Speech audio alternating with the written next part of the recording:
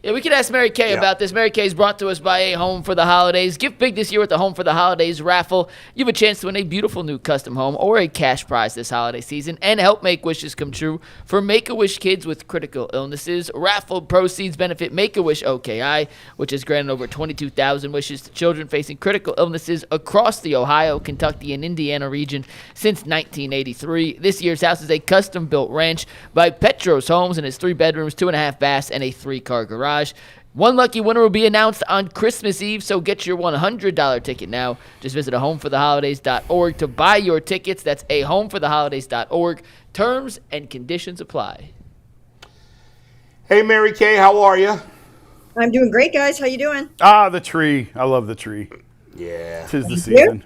It is that time. It is that time of the year. Mary Kay, we were just talking about if and when Kevin Stefanski gets fired.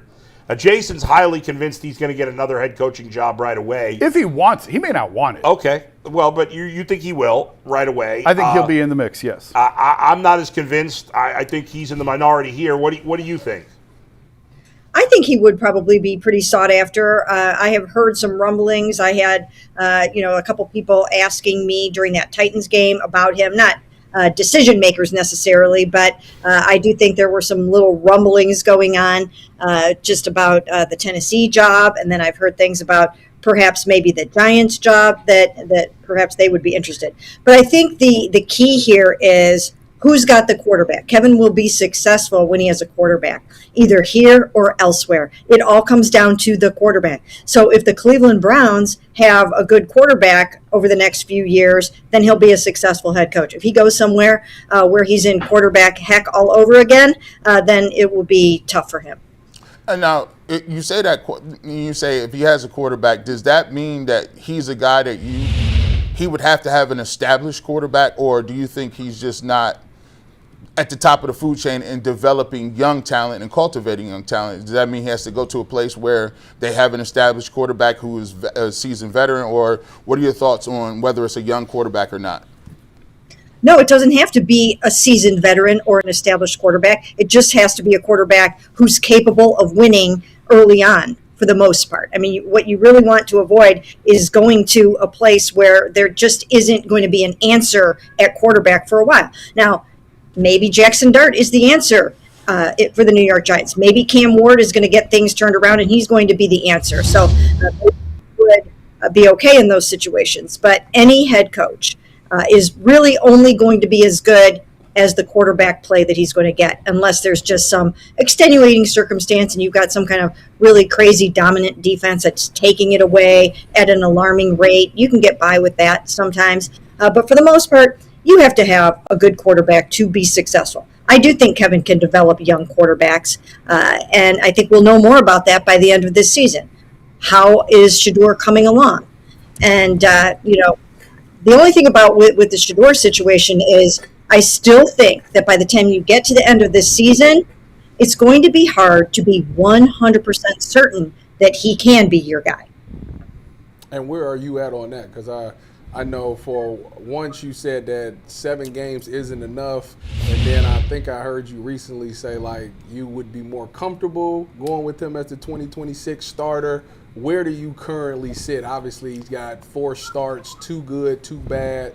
Where if you had to make the decision for him to be quarterback 1 for 2026, would you go with him? Would you draft or trade? It's a great question, but I think I have been saying all along, even though there's different nuances to it, is that you're going to have to take a look at the whole 7 games. But I still do believe that once you get to the end of the 7 games, it's still going to be difficult to know. And you might just have to make a judgment call. You might just have to decide, hey, we've seen him throw some really nice passes. He's got elite accuracy. His footwork has gotten better. He's got a lot of moxie and drive and all of those kinds of things. You might just have to say, okay, we only have a 7-game sample size, but we think that he's got it, that we can move forward with him. And I think after the Titans game, I think there was probably a lot of feeling that this was on the right track and that was probably going to end up being the case. But you have to look at the whole picture. And when you watch what happened with the Bears, that's just a normal part of what happens with a rookie quarterback.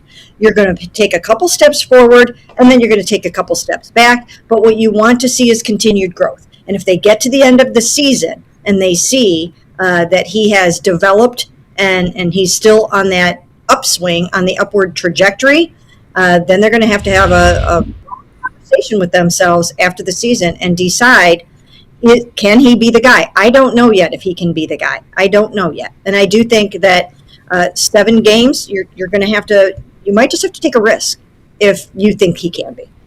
How do you solve this offensive line and the fact that none of these guys are under contract for next year? I mean, I guess Whippler can make a case to lock down the start. Every time? At all times. He can make. I'm not even saying the man's name anymore. Let's see. He can make a case to lock down the starting center job over these last few games. Maybe Tevin Jenkins comes, but like none of these guys are under contract. How do you solve the riddle of the offensive line in one offseason? Well, first of all, you get down on your knees and you beg Joel Bitonio to come back. Joel Bitonio, right? I mean, good luck. Joel Bitonio has been playing at a very, very high level this season. So if you can demonstrate and show him that there is reason to believe that you can win next year, maybe you can convince him to come back. So that is probably the first thing I would be doing. But you can rebuild, or at least retool, or get half of your offensive line the way that you want it in 2026. You might not get all 5 exactly the way that you want them for the long haul, but you can add 2-3 guys to that offensive line and get it to the point where they can play functional and good, efficient football. So I'm going to piggyback on what Jason said. How do you fix the offensive line and the receiving room? Okay, first of all, like I said, you got to get Joel to come back, so you don't have to fill that position. But then they have 2 first-round picks, and in a perfect world, they hope that they don't have to use those picks on a quarterback. And if they don't have to use those picks on a quarterback, then you're looking at potentially an offensive tackle and a wide receiver with those picks. So that can help turn things around in a hurry. And then, of course, you've got Isaiah Bond, who I think in his second year, he will step up and he'll be a better receiver next year.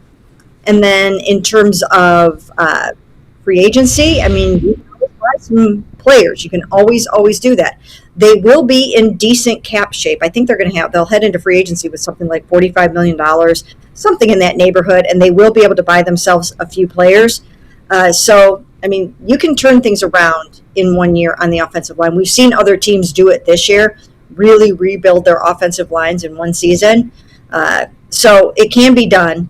And then I think if they need to get Jerry Jeudy back on track, and it's going to be hard to know. You won't know if he is the Jerry Jeudy of 2024 until you get some consistent quarterback play. So that's always obviously the key to everything.